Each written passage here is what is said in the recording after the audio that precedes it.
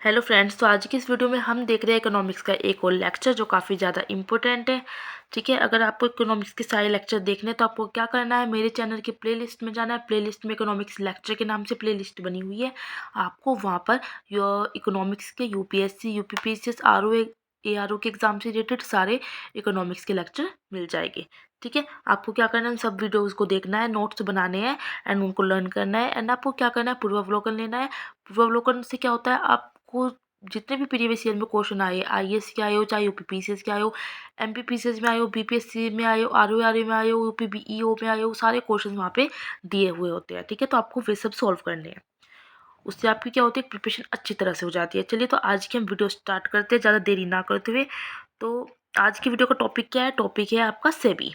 ठीक है, छोटा सा टॉपिक है लेकिन काफ़ी इंपॉर्टेंट है। सबसे पहले हम देख लेते हैं सेबी जो है उसकी फुल फॉर्म क्या होती है। फुल फॉर्म आपको याद रखनी है, हिंदी इंग्लिश दोनों में। तो security exchange board of India क्या है, security exchange board of India, भारतीय प्रतिभूति व विनिमय बोर्ड। याद रखना है आपको, इंग्लिश हिंदी दोनों में इसकी फुल फॉर्म। सेबी क्या है, एक गैर संवैधानिक संस्था के रूप में संसद के एक कानून को पारित करते हुए 12 अप्रैल 1988 को स्थापित हुई थी। पूछा जाता है कि सेबी क्या है, गैर संवैधानिक संस्था है। याद रखना है, गैर संवैधानिक संस्था है। और कब हुई थी स्थापित, 12 अप्रैल 1988 में। बाद में देखें तो 30 जनवरी वर्ष 1992 में एक अध्यादेश पारित करके इसे क्या कर दिया गया, इसे वैधानिक दर्जा प्रदान कर दिया गया। मतलब शुरू में क्या थी, ये गैर संवैधानिक थी, लेकिन बाद में 1992 में एक अध्यादेश पारित हुआ, उससे क्या हो गई, इसे वैधानिक दर्जा दे दिया गया। अब बात करते हैं हम सेबी का मुख्यालय कहाँ है, इसका हेडक्वार्टर है कहाँ। तो इसका हेडक्वार्टर है मुंबई में, ये आपको याद रखना है। इसके क्षेत्रीय कार्यालय मतलब इसका रीजनल ऑफिस कहाँ है, इसका रीजनल ऑफिस आ जाता है वो है दिल्ली में, कोलकाता और चेन्नई में। याद रखना है, हेडक्वार्टर मुंबई में है और रीजनल ऑफिस कहाँ है, दिल्ली, कोलकाता और चेन्नई में।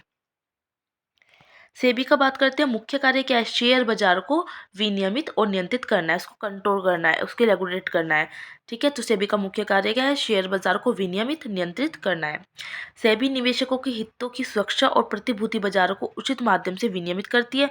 प्रतिभूति बाजार से जुड़े मुद्दों का प्रशिक्षण और निवेशकों की शिक्षा को प्रोत्साहित करना भी सेबी का कार्य है। सेबी जो है इनसाइडर ट्रेडिंग पर रोक लगाती है। किस पर, इनसाइडर ट्रेडिंग।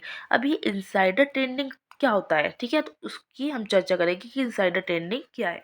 ये सेबी क्या करती है, उस पर रोक लगाती है।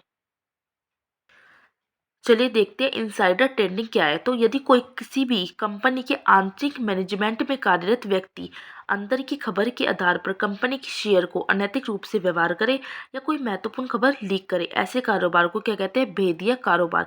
और ऐसे व्यक्ति को भेदिया कारोबारी कहा जाता है। आई थिंक आपको समझ आ गया होगा। इनसाइडर ट्रेडिंग का मतलब है कि आप कोई कंपनी है, किसी कंपनी में कोई व्यक्ति ऐसा है जो कंपनी की सारे जो फाइल्स है या फिर वहाँ पे जो भी बात चल रही है या फिर कोई भी मेन उससे मतलब कोई फाइल्स वगैरह की जानकारी है, ठीक है, कोई खबर है, कोई न्यूज़ की बाहर नहीं पहुंचानी चाहिए, उसको उस व्यक्ति ने क्या कर दिया, बाहर जाके लीक कर दिया।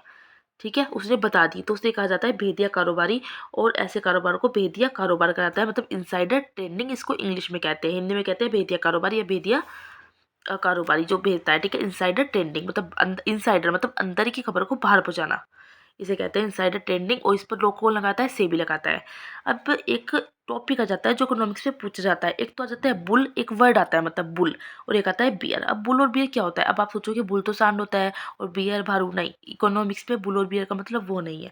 बुल क्या होता है, ऐसा निवेशक या हम कह सकते हैं व्यक्ति, निवेशक को तो पैसे लगाने वाला व्यक्ति, जो ये सोचकर शेयर खरीद लेता है कि भविष्य में इसकी कीमत बढ़ने वाली है। मैं सोचूंगी कि मैं ये शेयर खरीद लेती हूँ कि भविष्य में इन फ्यूचर क्या होगी, इसकी डिमांड जो है बढ़ेगी। ठीक है, तो इसको कहते हैं बुल। बुल को इंग्लिश में क्या, हिंदी में क्या कहते हैं, तिजाड़िया। कभी तिजाड़िया लिखा है ना, समझ जाना मतलब बुल की बात कर रहा है। कि ऐसा व्यक्ति, ऐसा निवेशक जो इस सोचकर शेयर खरीद लेता है कि भविष्य में इसकी कीमत बढ़ने वाली है, इसको कहते हैं तिजाड़िया, मतलब तेजी से काम करता है। ये याद रख लेना आप। एक आ जाता है बियर। बियर किसको कहते हैं, भविष्य में इन शेयरों के दाम गिरने वाले हैं। अगर मैं सोचूं मैं नहीं खरीदती क्योंकि इन फ्यूचर तो इन शेयरों के दाम गिरने वाले हैं, तो ऐसा सोचकर जो व्यक्ति शेयर बेच देता है कि मेरे पास जितने शेयर है ना, इनके भी दाम गिरने वाले हैं इन फ्यूचर, मैं तो बेच देती हूँ, तो उसे कहते हैं बियर या मंदड़िया। मंदड़िया मतलब बेच देता है जो अपने शेयर, और बुल मतलब तेजड़िया मतलब जो खरीद लेता है। ठीक है, आई होप आपको ये दोनों वर्ड समझ आ गए होंगे। तो आज की वीडियो में इतना काफ़ी है। अब जहाँ से मैंने आपको पढ़ाया मैं वहाँ से आपको दिखा देती हूँ। मैंने पढ़ाया आपको SEBI, security exchange board of India, भारतीय प्रतिभूति और विनियमन बोर्ड, गैर संवैधानिक संस्था है, 12 अप्रैल 1988 में स्थापित हुई, लेकिन 30 जनवरी 1992 में क्या हुआ, संवैधानिक घोषित कर दिया गया। हेडक्वार्टर का है मुंबई में, रीजनल ऑफिस का है दिल्ली, कोलकाता, चेन्नई में है। आपको याद रखना है। और इनसाइडर ट्रेडिंग पर रोक लगाती है। मेन कार्य क्या है, शेयर बाजार को विनियमित करना है और क्या करना है, और इसको कंट्रोल करना है। तो आपको क्या करना है, वीडियो को पॉज करना है, अपने नोट्स बना लेना है। वीडियो अच्छी लगी आपको लाइक करना है, शेयर करना है, कमेंट्स करके मुझे बताना है।